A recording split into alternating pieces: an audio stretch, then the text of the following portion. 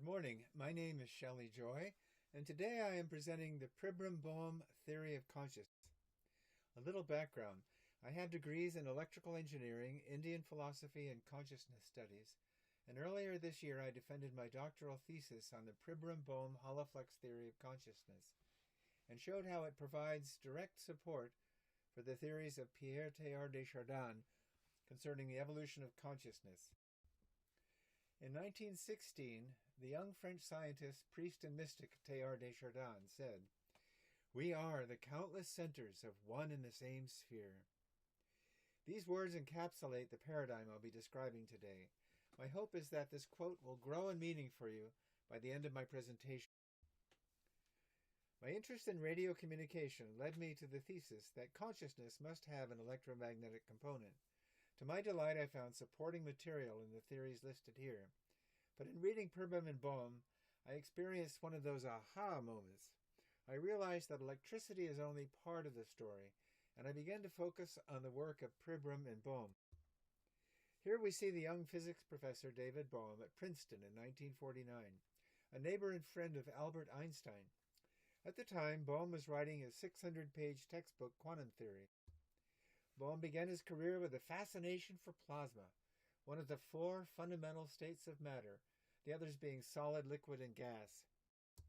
Plasma constitutes over 99% of the matter of the universe, and it is the primary constituent of cosmological structures such as stars and gas clouds. Bohm's early research began in Berkeley, where he completed his dissertation in plasma physics in 1944 under Robert Oppenheimer. As Bohm studies the plasmas, he became struck by their extraordinary nature. They began to take on for him the qualities of living beings. When he introduced an electrical probe into the plasma, it would generate a charged sheath around the probe, which neutralized its effects on the plasma, as if the plasma were protecting itself and seeking homeostasis. To Oppenheimer's surprise, Bohm put forth an entirely new theory of the plasma state, supported with a mathematical model. This was immediately put to use by Oppenheimer's team to separate U-235 from U-238, a critical step in the effort toward building a thermonuclear bomb. Immediately, Bohm's dissertation was classified top secret, and it was only with considerable effort that Oppenheimer was able to persuade the regents to grant Bohm a doctorate without publishing his dissertation. 30 years later, and now chair of theoretical physics at the University of London, Bohm writes, "Let me propose that consciousness is basically in the implicate order." What does Bohm mean here by the implicate order? 25 years after writing Quantum Theory, Bohm had arrived at the conviction that the universe consists of two distinct domains, the implicate order and the explicate order. I'll discuss these in detail soon, but first I want to also introduce the other half of holoflex theory. Karl Pribram passed away this February at the age of 95. He was the author of well over 700 publications, and he continued to teach and lecture well into his 90s. The essence of holoflex theory can be summarized in Karl's words. The medium that allows us to observe the cosmos is radiation. Bohm called the background radiation of the universe the quantum potential. The structure of this background radiation is holographic. Since the 1940s, Karl had been carrying out experiments at the Yerkes Primate Research Center in Florida in search of the mysterious engram, the location of memory storage within the brain. But he and his colleague, Carl Lashley, were unable to discover any specific location for memory storage. After years of research, Karl published his holonomic brain theory. In a long series of experiments, he discovered three-dimensional electric fields within the spatial volume of the dendritic webs of cerebral cortex depicted to the right in the figure. Karl's extensive lab data strongly suggested evidence of holographic field transformations as the fundamental mechanism in perception. In mapping voltage potentials within the cerebral cortex, he discovered that when coefficients of identical value are connected, a contour map appears. He called these maps holoscape contours. Karl noticed how these patterns are similar to fractals. They're composed of vertically oriented spine-produced dipoles embedded in horizontal dendritic polarization fields, which he said constitutes a quantum neurodynamics. This picture of David Bohm and Karl Pribram dining out in Prague was taken shortly before Bohm's death in 1992. Pribram and Bohm, the quantum physicist and the brain scientist, had become close friends over 2 decades of technical discussion. While Pribram's interests lay in understanding the mechanisms of perception, memory, and consciousness, Bohm was more interested in the ontological reality underlying the universe. Bohm and Pribram held a common vision of the hologram as key to understanding consciousness. They also held the Fourier transform as fundamental in the mechanism of information storage in consciousness, both within the brain and throughout the cosmos. Together, they pioneered a theory that is quite unconventional, certainly outside of mainstream thought in physics and neurophysiology, and yet their holoflux theory is coherent and applicable for understanding consciousness and the cosmos. Now to holoflux theory itself. First, consciousness manifests as energy flux. Pribram found holonomic information encoded with an electromagnetic flux in the cranium. For Bohm, consciousness resonates between 2 domains, a space-time explicate and the non-dual implicate. And finally, that the implicate order is at the center everywhere. Below a spatial scale of 10 to the minus 35 meters, the Planck length. So just what is the Planck length? This value was determined by the father of quantum mechanics, Max Planck, and published in his famous paper in 1900, which began quantum theory. Planck used fundamental constants of the universe, including the speed of light and the gravitational constant, to calculate the values of a Planck length and a Planck time. The Planck length is constrained by the speed of light. Here is a simple check. An incident photon, a single quantum of energy, moves in from the left and traverses the distance of 1 Planck length. What is its velocity? Dividing the distance traversed 1 Planck length by the elapsed time, 1 Planck second, yields the speed of light, which is known to be 10 to the 8th meters per second. To better understand the topology of the implicate and the Planck length, a thought experiment is useful here.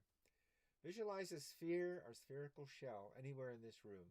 It could be on the tip of your nose or on the tip of your tongue, but select a point upon which to focus.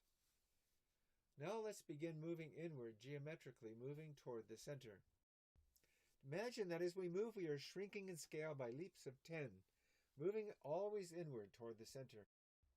Soon we find ourselves at the molecular level of 10 to the minus 15 meters, the diameter of a proton, the center of a hydrogen atom. At 1,000,000 times smaller than a hydrogen atom, we reach 10 to the minus 18th, the size of the electron. And at 10 to the minus 17 meters in the range of the Higgs boson, we are as deep as contemporary measurements have been able to go using the Large Hadron Collider. But we continue shrinking inwards and moving toward the center until we reach the bottom, the Planck length of 10 to the minus 35 meters. This is the end of the line. We have reached the bottom limit of space at the center. Or have we? Bohm doesn't think so, and I quote from page 193 of Wholeness and the Implicate Order. To suppose that there is nothing beyond this limit at all would indeed be quite arbitrary. Rather, it is very probable that beyond it lies a further domain or set of domains of the nature of which we have as yet little or no idea. Now let's examine the Planck length in the context of an image provided by Bernard Carr, professor of mathematics and astronomy at the University of London, where Bohm taught. In Carr's diagram, we see the head of a snake swallowing its own tail.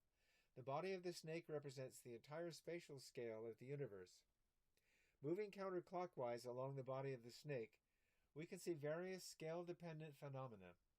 Starting at the head, we shrink in scale, moving from the outer universe through galactic clusters and galaxies to planets, mountains, molecules, electrons, until we reach the tail at the Planck length. Now let's grasp the snake by the head and pull down from the tail. Here we see the same scale starting at the top with the diameter of the universe at 10 to the plus 25 meters. Moving downwards, we shrink until we arrive again at the bottom, where we find the tail at 10 to the minus 35 meters, the Planck length. At the end of the explicate order, at the bottom of space, the implicate order begins. It is apparent that this limit exists hidden everywhere at the center of space. But this diagram may be misleading, as space is neither two-dimensional nor linear. A higher dimensional view is in order. Bohm, going even further, tells us that here at the bottom of space, reality constitutes an actual plenum. He states what we perceive through the senses as empty space is actually the plenum, which is the ground for the existence of everything, including ourselves. The things that appear to our senses are derivative forms, and their true meaning can be seen only when we consider the plenum, in which they are generated and sustained, and into which they must ultimately vanish. This is strikingly reminiscent of the previously discredited ether concept, a core belief of 19th century physics. Now recalling that the holoflux theory posits consciousness as energy flux resonating between two domains, the explicate and implicate, the question now arises, what is the relationship between the energy of consciousness within the implicate order and the energy of consciousness within the explicate order? What is the mechanism of information interchange between the two? For an answer, we turn to the following diagram. Pribram obtained this diagram during a presentation by the Berkeley physicist Geoffrey Chew, who told Pribram that he had received it from Henry Stapp, who himself received it from Paul Dirac. Dirac's original paper, The Principles of Quantum Mechanics, published in 1930, contained 785 equations. Dirac's diagram can be seen to greatly simplify the relationships between major concepts of quantum theory as he understood it. Central to the diagram is the Fourier transform. This is the operational bridge between the two domains, the spectral and space-time. And at the very bottom of the diagram we find Planck's constant, conceptualized here as where the action is. A brief review of the Fourier transform is in order. In 1822, Fourier published a paper describing a mathematical relationship that models the flow of energy between two domains. The equation on the left transforms information from the frequency domain into the time domain. The equation on the right transforms information from the time domain into the frequency domain. In this example, we see an engineering application of Fourier transform processing. Incoming music is detected by a microphone at the left. At regular intervals, the acoustic wave is sliced by a frequency splitter into 16 distinct frequencies. The amplitude of each frequency is recorded, and thus the space-time music has been converted to spectral data. The frequency data can then be unpacked and mixed before emerging from the speaker on the right, once more in space-time. The holoflux theory posits that the energy of consciousness operates in a somewhat similar fashion, moving in and out between the two domains. This slide shows Bohm's implicate order and explicate order within the context of Dirac's diagram. The implicate order lies within Dirac's spectral region on the left. The explicate order is congruent with spacetime on the right. Again, at the center, we see the Fourier transform. But to understand abstract relationships such as these, it is more useful to view the relationships geometrically through topological considerations. Here we see at the center a Planck holosphere, separating the outer explicate from the interior implicate order. For simplicity, only 3 isospheres are shown, but in actuality we should consider many, one for each quantum frequency perhaps, in the vast spectrum of electromagnetic radiation. Each isosphere will resonate at the unique frequency fixed by its diameter, and each frequency resonates with the same corresponding frequency within the implicate order. Each space-time isosphere will have a finite information storage capacity, which has been calculated by Jacob D. Bekenstein. As a graduate student under John Archibald Wheeler, Bekenstein pioneered the mathematical details of black hole thermodynamics. He defined the qubit as the smallest possible storage area in spacetime, having an area of 1 square Planck length. The upper limit to the information that can be contained upon the surface of a specific finite volume of space has come to be known as the Bekenstein bound. Using simple geometry and the equation for the surface area of a sphere, we can calculate the maximum number of bits of information, or qubits, that might be stored on the surface of a 1 centimeter sphere. The answer is 10 to the 64 bits of information. Another example, particularly appealing to those of you who may consider the blood as a possible conveyor of consciousness, is the erythrocyte, or red blood cell, that mysterious cell that has no nucleus whatsoever, yet is ubiquitous throughout our body. If we consider the diameter of a typical erythrocyte, about 10 microns, the number of bits of information that can be stored on an isosphere bounding such a cell is 10 to the 60th bits. Note that by comparison, the U.S. government's Utah Data Center has a reported capacity of merely 10 to the 18th bits of information. One final piece of the Pribram-Bohm topology concerns the inclusion of time into the equation. How does the Planck time influence the proposed holoflux process? Using Wheeler's famous self-observing U, an image he often used as shorthand to indicate the cosmology of the universe viewing its own creation, this slide expressed the fundamental clock cycle of the cosmos to be the Planck time of 10 to the minus 44 seconds. The implication here is enormous. We can only begin to imagine the cosmos as we know it, operating at such a clock cycle, collapsing in and out of the explicate order at a rate of 10 to the 44 cycles per second. To summarize the Pribram-Bohm topology, we have here overlaid the image of an iris at the boundary of the implicate-explicate order. The implication is that consciousness is looking out from within the implicate into the explicate order of spacetime.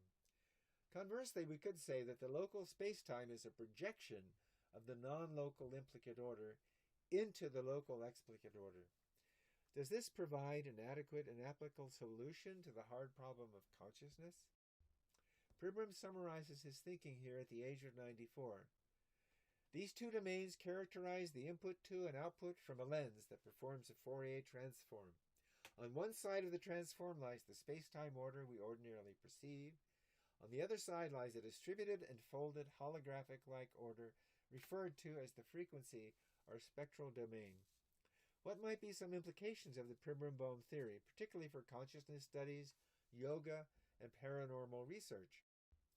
Those of you familiar with yoga may notice that the view is congruent with that of the 9th century Advaita Yoga philosopher Vachaspati Mishra, who posits here that it is Purusha, from which Bohm calls the implicate or spectral order, that looks out and sees the knowledge of the space-time mind. The Q transform in this image is David Bohm's quantum potential equation. The implications are that consciousness, the experience itself, is not a function of nerve impulses flowing among the neurons, but of radiant energy operating lens-like to focus and tune in the frequency domain. This image from a medical textbook shows the hollow ventricular cavities filled with clear cerebrospinal fluid. It is assumed that these cavities merely cushion the brain from concussion due to outside impact. However, it seems implausible that such beautiful, streamlined shapes, so much like microwave horn antennas, should have evolved in the center of the cranium merely to cushion us from blows to the head. The ventricular cavity at the center of the brain may be thought of as a lens through which the interior implicate order looks out into the explicate order, seeing images of space-time projected on the interior surface of its folds. This diagram from Rajasthan indicates the third eye chakra, the so-called seat of clairvoyant powers, at the precise location of the ventricular cavities. Similarly, we see depicted the Ankh symbol on the pharaoh's forehead, indicating the acquisition of the all-seeing power of consciousness.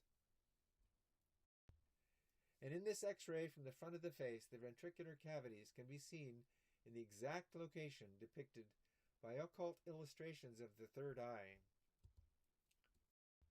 Finally, I'd like to close with a quote with which we began. On the eve of a major battle at Verdun in 1916, Pierre Teilhard de Chardin wrote in his journal, "We are the countless centers of one and the same sphere." Thank you.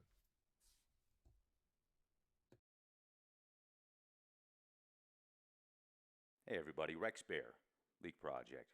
How the heck are you? This podcast is a live action role playing game. It's for entertainment purposes only. We think people have the right to think for themselves. Will there be a staged fake alien invasion? Let's talk about it. Ladies and gentlemen, Rex Bear Leak Project, how the heck are you? Super excited for today's opportunity. We have John D'Souza with us, retired FBI special agent. He has worked counterterrorism and paranormal cases for over 25 years.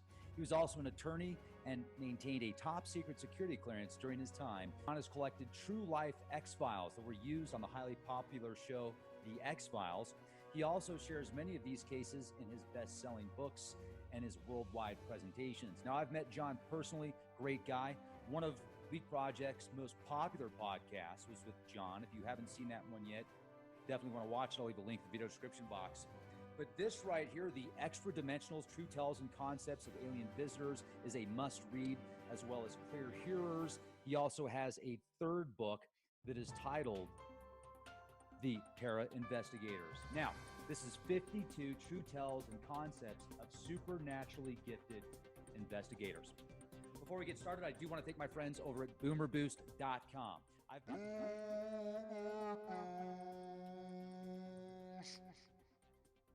I've been taking Gladiator barley from Boomer Boost. This stuff is amazing. They even have a special process to grow it. It goes back thousands of years, and it's an ancient heirloom seed. The Gladiators were actually taking. Now, I've got my neighbor on this Gladiator barley. She's still on a half scoop a day. I've already noticed a difference in the way that she walks. It is amazing. She personally came up to me the other day when I was taking out the trash and said how much better she was feeling. I could tell before she even said anything by the way she was walking. Just a couple of weeks ago, literally a couple of weeks ago, she was walking with walking sticks. Now she's walking up like this. She has been dealing with MS. She looks great. She's feeling great. She said she's really excited to get up to the full scoop. If you go to boomerboost.com, use the code REX, you'll get an extra $5 off. I'll leave a link in the video description box. Now, they'll even talk to you in person. If you want to go to their office, they've got a brick and mortar store in Florida. They'll talk to you on the phone. They're very friendly. If they can't help you, they'll point you in the right direction. Now, let's bring in John right now. I got to say, before we bring in John, though, are you wondering if the gauntlet is about to be dropped? Now, the recent 2021 Intel report, in the Intel report, they show specifically a new program, or at least a uniform program. I don't know how long it's been there. It's publicly available now to read about. It's under Naval Intelligence, and it is the Unidentified Aerial Threat Program. Now, this is the actual physical copy right here. You can get a physical copy. You can download it, or you can read it. I'll leave a link in the video description box. But this is the Intelligence Authorization Act for the fiscal year of 2021. And on page 11, it describes the advanced aerial threats. Now, this committee supports the efforts of the Unidentified Aerial Phenomenon Task Force. That's the name of it. Unidentified Aerial Phenomenon Task Force at the Office of Naval Intelligence. So if the CIA or the FBI or the sheriff picks up something on UFO or a fleet of UFOs, they then send that in to this special team of investigators within 180 days. And we're going to get John's take on this. It seems like the timing of this, with the Space Force being presented as another branch of the military, it's just perfect timing to get the people behind this new opportunity. Now, first of all, I think it's fascinating. The Space Force, super exciting. Let's just hope it goes in the right direction. Are there technologies that you can travel the stars without having to be put into a craft and launched into space with a nuclear rocket? I don't know. Maybe. So let's see what John has to say. X-Files. That's what I'm talking about. John, you look amazing. I love your shirt. Ladies and gentlemen, would you just look at it? Oh my goodness. That is actually one of my favorite letters in the alphabet and my favorite character in Star Trek. So the Q. How Nice. awesome is that, man? So what's going on, John? Nice. Well, I mean, I'm imagining that I want somebody to do a to do the Q graphic novel with Q as a superhero, so we can have that scene like the Superman scene where he's like wearing something. It's all cut, and he's and he runs to go to the telephone booth to get changed into his Q superhero, and he just you see have that scene where he just goes like that and opens it up as he's changing to go and fight mainstream newscasters and other evildoers who are out there victimizing the American public every day with their sewage, their garbage, and their misdirection. I mean, it's just horrible. It's just and Q is one of the few sources of information that we have today that we can absolutely trust. And and some people will disagree with that, even in the alternative community. But I absolutely believe it, and because I've seen it according to the evidence I've seen from Q. Well, here's the question about that, though. So remember Anonymous. They Oh, yeah. they start out, and it's probably groups of people that just want to see change, and they're really good on computers and hacking, etc. But then does there get to a point where there can be infiltration from various sources? So then you question also Absolutely. some of the things that are said with the Q. And when you look at the possibility of there being misinformation being presented where they say it's the Q, but it's really something completely different. I mean, how do you Right. how do you know? Like, how do you put the barometer check on that? Well, let me just say, uh, first of all, that I'm so happy to be here with you and your audience, Rex. You are fantastic. I was just watching you do a show on a lady who was being abducted, who had a lot of abduction experiences, alien abduction experiences, and you are wonderful. You are the hardest working man on YouTube, and I just really appreciate your stuff. And for your audience who may not recall me, I am John D'Souza. I am FBI Special Agent RET with RET dot retired because I have left the FBI, but I always try to teach people on all these esoteric topics how to do their own investigation and find out what's really going on out there now that we're living in a time of complete and total deception all around us. So, yes, to get to your first question, yeah, there is, just like there was with Anonymous, there is a lot of deception going on out there with people claiming to be Q, other sources claiming to be Q.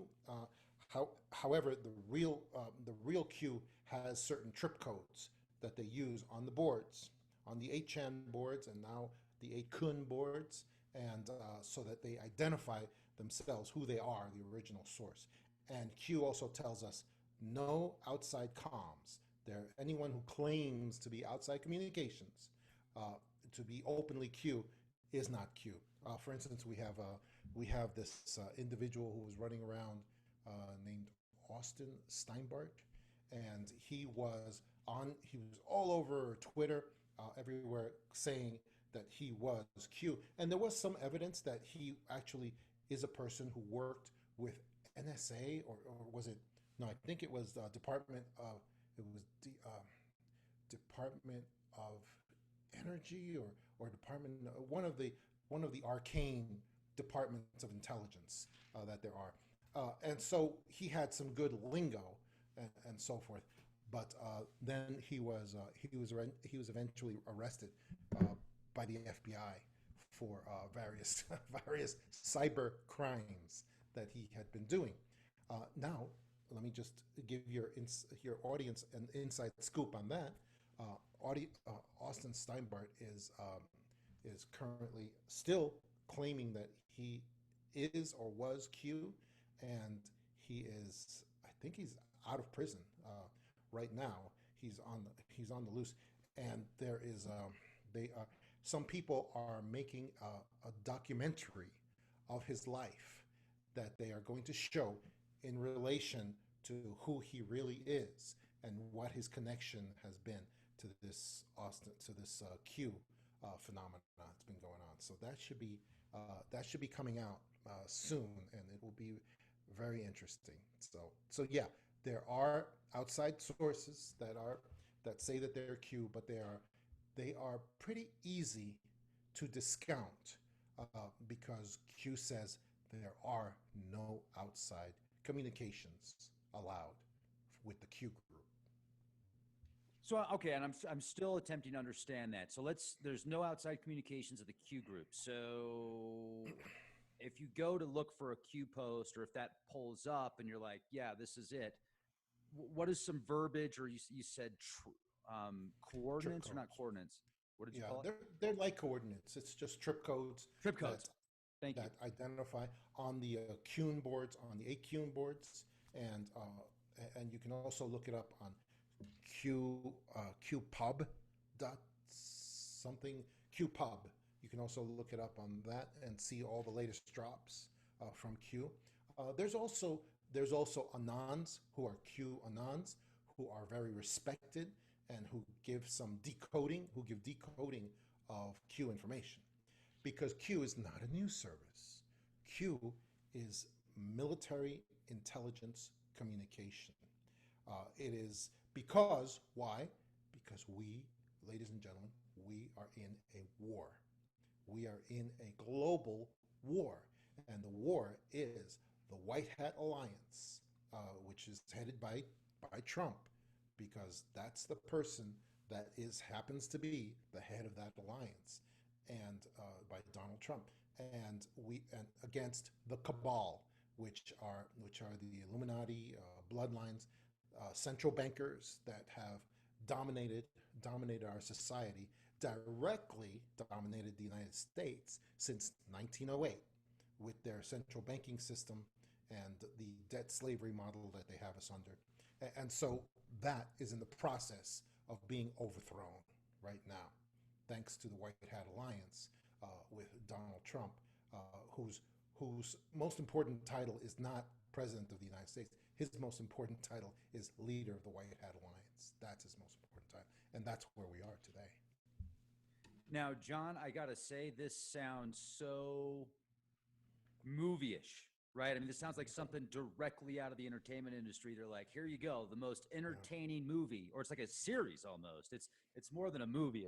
It's a series. So, with that being said, and I mean that as a compliment, I mean, it's also, I'm kind of going, really? Like, there's one part of me that's going, I'm fighting myself because I'm looking at it from a practical standpoint, and I can certainly see with the media that it's almost as if this has already been infiltrated by forces that do not have the American structure and values, best interests at heart, essentially, if that makes sense. It seems like they're creating division.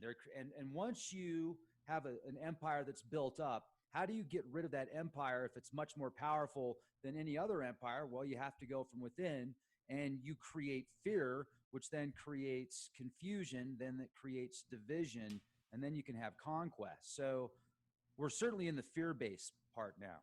I mean, people are in fear of things they can't see. Yeah. Right? Absolutely. And that's what they're trying to use. That's what the cabal is trying to use in everything that they do to try to hang on to power. They're using all of their assets. They've activated all of their assets everywhere to try to fight against being dislodged from control of our society. And so we see that in like three fronts. One, we see this with this virus that has been spread all over our society and all over the world, really, with help and assistance from I don't know if I can say the other country, the Asian country, that put this together, and with help from certain criminal elements at our American universities, where these professors were helping to develop this latest form of the virus. And those guys are under arrest right now, and they're being interrogated. So we know that this was put together artificially, that it didn't just appear in some fish market in Wuhan, and because somebody ate some stuff that they weren't supposed to, that's a weak cover story. That's what that is. And so we know that it was spread. It was spread here, but it was spread with the willingness and the assistance of these national, international medical agencies that gave wrong information, false information, and that's just really, really put us in a very bad state.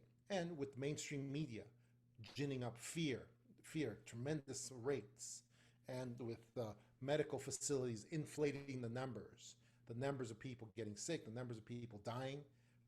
You had kits that were put out that give false positives to people everywhere. That if you test an apple, with the kit, it'll say that the apple has virus. So all of these things, because why? Because the hospitals were getting money from globalist organizations for every new case that they would find. Every new case they would find.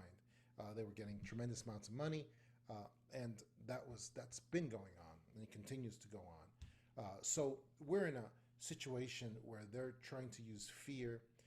Fear is really the virus, and really mainstream media is the other part of the virus, because they are absolutely complicit, and they have given up all pretense of being journalists.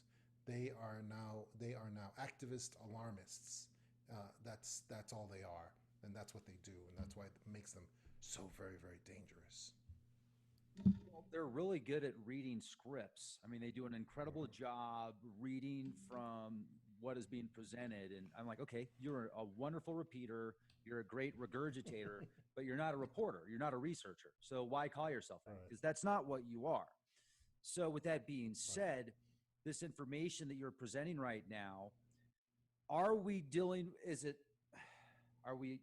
with China on a global scale for power? Are we dealing with them for like leverage or real estate? When I say real estate, look at the South China Sea right now. And I've questioned things such as the Bonham ship that it's on fire at bay in San Diego. I think it started from the V section of the hull. So they said, but the official story was that I read, it was, they threw some rags away in an area, and the rags had some chemicals on them. And so you had this spontaneous combustion that started a fire and the trash. And then that one issue caused a huge swath of smoke and, toxic chemicals to go over San Diego. And it happened at the time that we're out in the South China Sea. So I'm just questioning, was that some type of sabotage? I don't know. Yeah. What do you think about that? I think it's most likely. Anywhere you see China involved with American real estate in any form, you'll have a lot of cover stories going on and a lot of malfeasance happening. And what's going on now is that we are.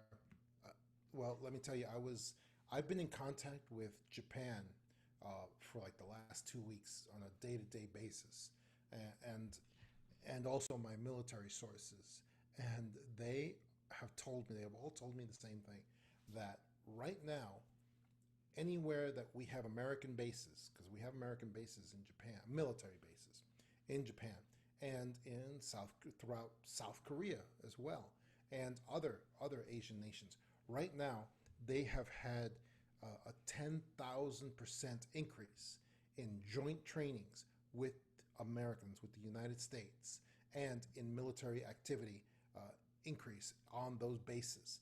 And the reason is because they see that in the next few months, we're going to be looking at massive Chinese aggression against Taiwan, against many other assets that the Chinese claim throughout the area, and even aggression against the United States through California, and that is coming up.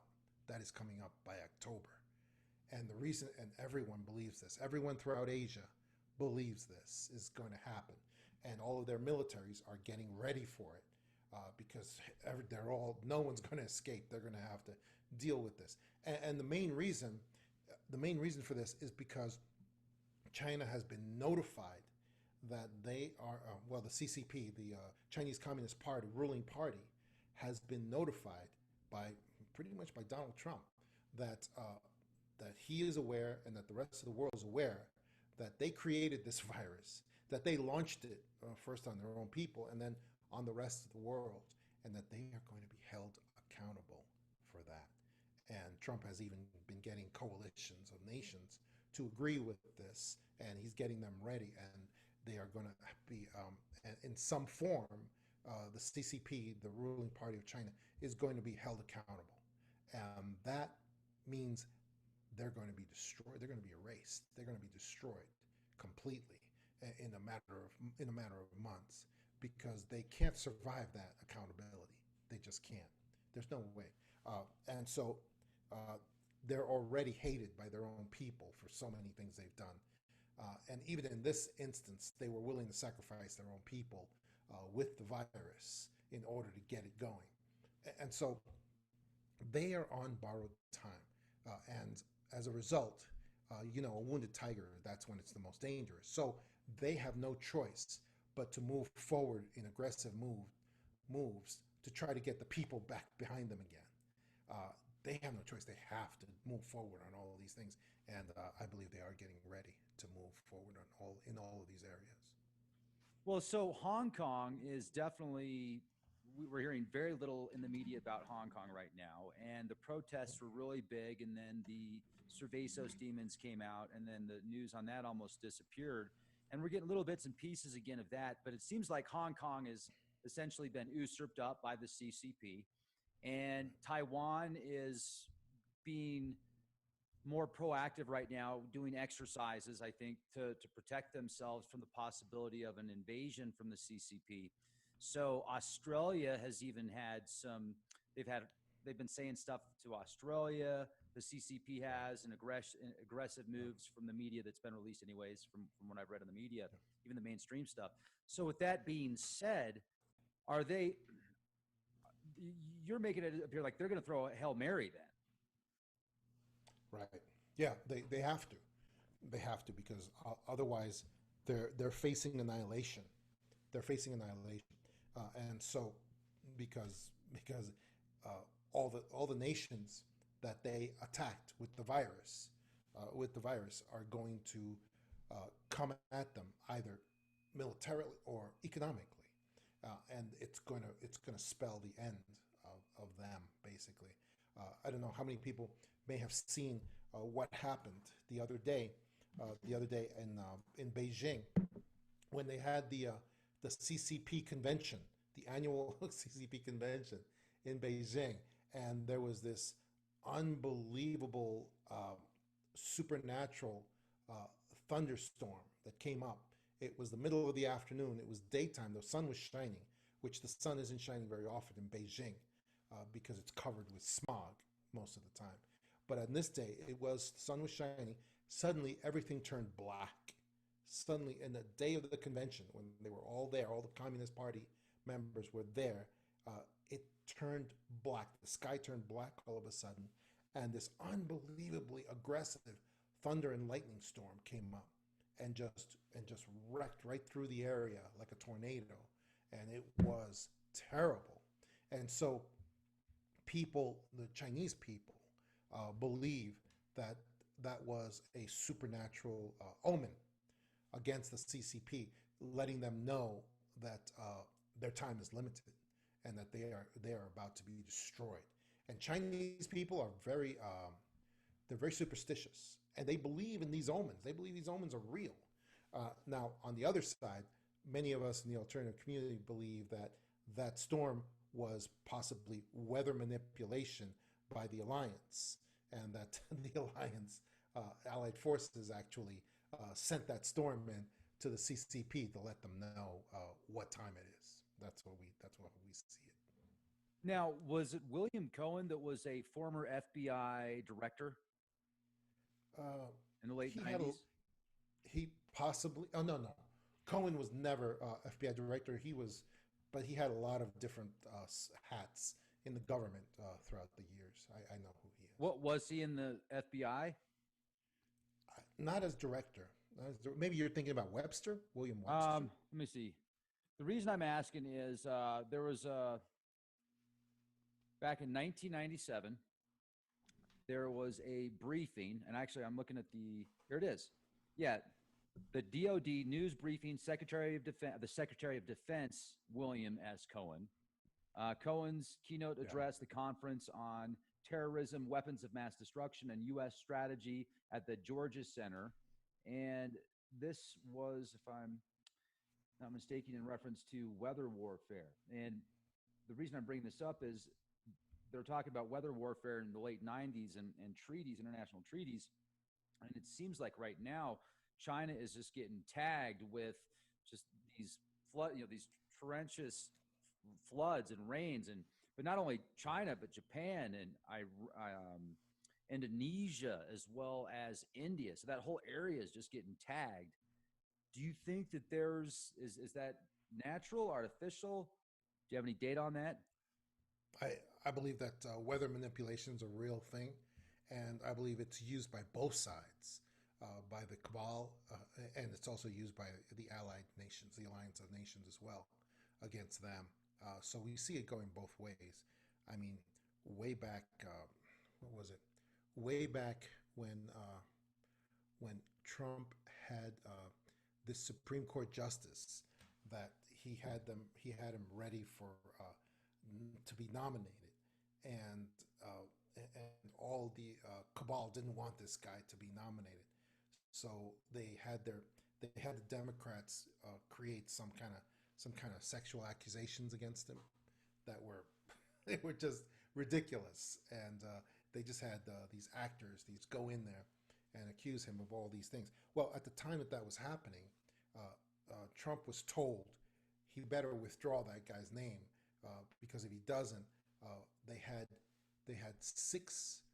like 5 tornadoes lined up off the coast, and I think it was like North Carolina, and the 5 tornadoes were just waiting out there. I mean, nobody had ever seen anything like this before. The tornadoes were just sitting there off the coast, out at sea, and they were just waiting. And Trump said, "No, I'm not going to withdraw his name. I'm going to put this guy's going to get on the Supreme Court." And they sent in those tornadoes one by one. They sent them in 1, 2, 3, 4, 5, and they created a wreck. But that was one of the more obvious instances of weather manipulation by the cabal that everybody could see. It was very public. Usually, it's not that public. It's not set up, with like, okay, we're gonna do it. Usually, it's just quick and swift, like what happened in Beijing the other day. But that instance alone shows real evidence that both sides use this weather manipulation, and the weather manipulation is real. It's real, and it exists, and we see it in action all the time. What's going to happen to the Three Gorges Dam? Is it going to collapse?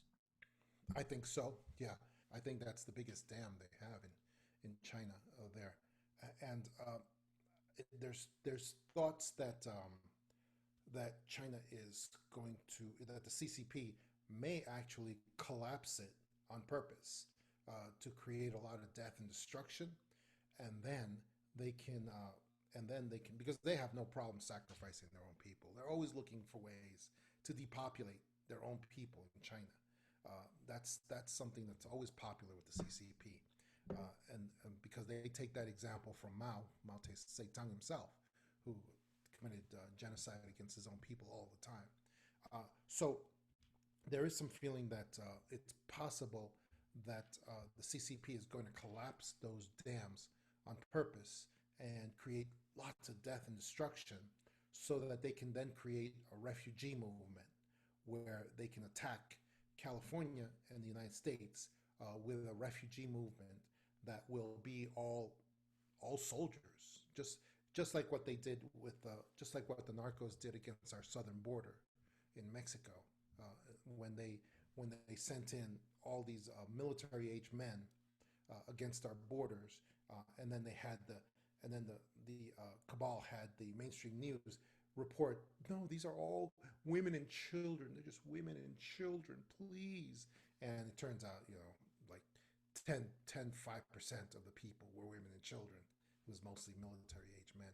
So the CCP may be planning a very similar operation against California, where they're going to create just a huge movement of refugees, millions of refugees that are going to go against our border with California. There, that's something that is coming up one way or the other. Now, with California and the ports being out there, I've heard a lot of talk, and I can't verify any of this, so I don't know. I've just read some bits and pieces about how the CCP has a large influence over some of the ports and possibly even some ownership. Now, with that being said, how difficult would it be for a foreign nation to bring in troops and gear through ports in container vehicles? So you would think, oh, well, we look at these new lawnmowers that are coming in, or we've got these new dollar store gadgets that are going to be in these containers, when it could be actually gear from a military overseas. Is that something that our own intelligence looks at very carefully? I would hope so. Yeah, and I think that's a very strong possibility of that happening, not just in California, but but also on the New York side, on New York State, on that side of the equation.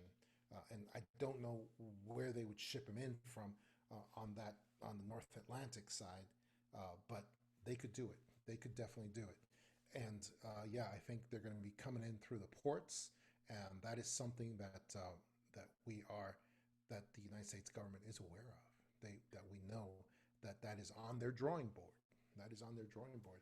So that's one of the reasons why Trump has cut off immigration during this period. He has basically cut off pretty much all of immigration for this period. But they know that refugees is a very hard thing to cut off because there's that fake news aspect of it, where fake news will be reporting, that we're letting people die at sea and so forth and things like that. So that's going to be a whole new fight that we're going to be facing very soon. So we need to get prepared for that and resolve and prepare our resolve against it when it starts happening.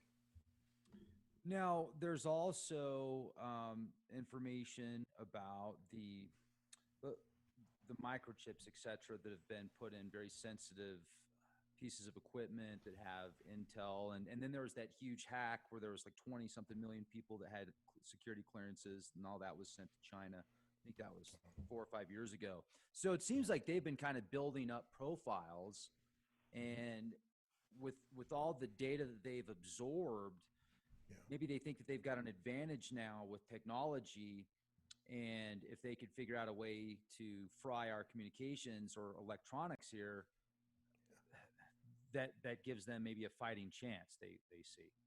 Oh yeah, absolutely. And they continue to collect tremendous amounts of data from us.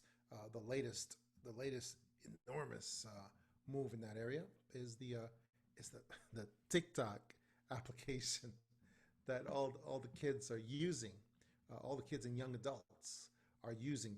It's extremely popular, and now we've got information from the government that TikTok is a CCP application made and created by the CCP to collect information from people who use the application, and that's gone out in the news. People know about it, and yet TikTok is still existing.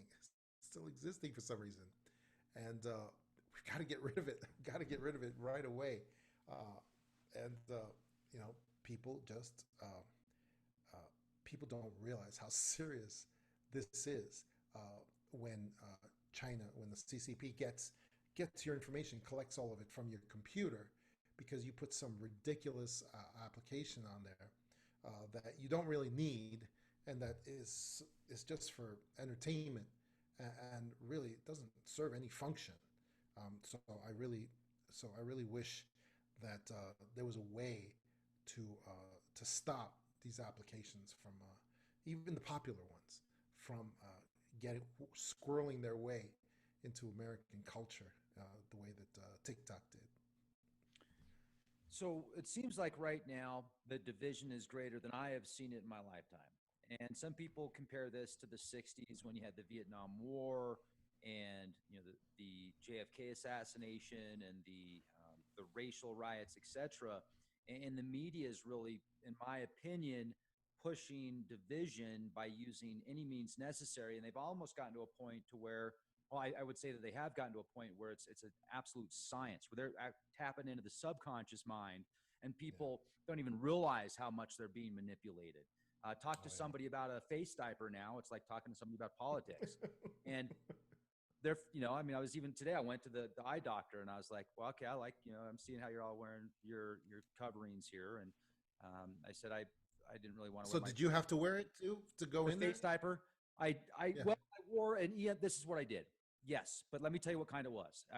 I was going to wear literally a face diaper, but I was like, okay, well, that's good for verbal vomit. It's good for verbal diarrhea. It's good for bad breath. But will it really work against the Cervasos demon? Probably not. But you know what? 99% of the facial coverings people are wearing won't cover the Cervasos demons anyway, because you need a P100 mask. It's a 0.1 micron. The thing's miniature. If right. So with that being said, I just find it funny when people give you a hard time telling you to wear your muzzle while they're wearing theirs wrong. Like they'll have their nose out and they're like, "Put your muzzle on, man." And it's like 1984, the movie 1984. They're like this. And I'm thinking to myself, this reminds me of 1984. Put your muzzle on. Let's see how far we can push you. Let's see how much you're going to put up with. And we'll just keep going. We'll keep going. We'll keep going. And then people are saying, no, thank you. But they're very small pockets. So they're just testing the waters, see how much they can. And this has got a new industry behind it, right? And you've got these two factions now. You got the globalization system where they're trying to succeed, but it's almost turning it into, they keep failing, right? It's like the localized microeconomies going back to the states, going back to the nation. I mean, why would you have another nation make your antibiotics or your vaccines or certain products that you're going to be consuming, especially when they want world domination and you're in their way? I just don't understand it. But some people are like, dude, don't worry about it, Rex. Go watch TV. Yeah, I mean, it's unbelievable. And they've got us, there's all these doctors, real doctors in the field. They're holding a press conference right now, a group of field doctors, and they are telling the truth about the mask and any forms of these masks that are being used by people, and also about the virus as well. That it's all ginned up fear. That all the medical evidence shows that these masks don't do anything. They really don't do anything to stop the virus. All they do is they stop our own carbon dioxide from escaping. They're making us breathe our own toxic waste, and they're dumbing people down. They can actually create brain damage in Americans and create all kinds of consequences, medical consequences. Is that what's already happened, John? Yeah. As a matter of fact, there's some thought in the alternative community that the second wave that is coming is not going to be this virus. That one of the things they wanted to establish with this virus is they wanted to get people wearing the muzzle, because what that does is it suppresses their immune system. It actually makes them sicker, because of course they're breathing their own toxic fumes, their own toxic waste there, and it suppresses their immune system because the cabal wants to get us ready for the second wave, which is a different, more deadly virus that they're cooking up right now to get it ready to spread here. And once all of our immune systems are depressed from these muzzles that everybody's wearing, then they're going to hit us with the real virus that's going to be real, that's going to have real deadly consequences. And we're looking for that possibly in October. So we'll see. Well, it's interesting the timing as well, because in the summer, you've got the sun and you've got the cosmic rays, which literally have an effect on the cervasos. You can look at the nanometer scale, and I was talking to a DoD engineer and inventor recently about the actual nanometer scale and certain ultraviolet lights, et cetera, and the cervasos demons. So this time versus October, and then it's right before November. Now let's talk about it. Let's get into this. You have some very interesting predictions for now until November and then after. And I want to question you if you think that this new Intel report here that's talking about the fifth generation wireless communications, autonomous artificial intelligence that can be used in combat, Project Project Move or something like that. Anyway, I've got it. Yeah, here it is. Project Mayhem. Is that right? No. Hold on a second. Mayhem is a word. Project Maven. Project Maven. Yeah, Project Maven to deploy computer algorithms to Warzone by year's end. Well, this was in 2017. This is talking about that. So we've got unsupervised artificial intelligence that learns from its surroundings. We've got the unidentified advanced aerial threats project, which is underneath naval intelligence, which is openly admitted now. So they're telling us that they have UFOs, unidentified flying craft, and they're showing us Tic Tacs, which were probably drones that are ours. Yeah, they are drones. Are they? Yes, they are. Well, definitely. So with all this being said, do we have disclosure, or will we have a fake alien invasion? Is that on the horizon, a fake alien invasion, or a real one? Well, that's like three separate things that you just kind of mashed together there. You got the Q shirt on. You got this. And thank you for you're right. I do that sometimes, and I apologize. I'm like, let me ask him 27 questions right now. Go. So if I'm going to pick out one, I will say that the algorithms and the military algorithms, AIs they're talking about there. It's very I have gotten information that it's very possible that they're talking about Q, because it's very possible that Q is actually a quantum computer artificial intelligence that can actually look into the past and pick out things from the past and then look forward into the future as well, and help to create certain timelines that we're living along right now. So that actually it may turn out that Q is not a person at all. It may turn out that Q is actually an AI, a computer a quantum computer, which is why Trump is actually showing a lot of interest in quantum computers right now, that he actually announced that there's going to be established 17 centers around the country for quantum computers, whatever that means. He just made that announcement. So